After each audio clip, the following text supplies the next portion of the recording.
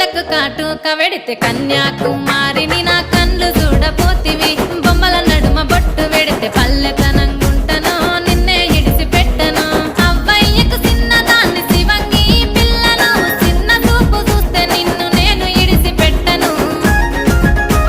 ఓ పిల్లగా అరరే ఓ పిల్లగా అమ్మో ఓ పిల్లగా వెంకటేశు చూడకపోతుంటవో కానకపోతుంటవో నా పిల్లగా వెంకటేశు చూడకపోతుంటవో కానకపోతుంటవో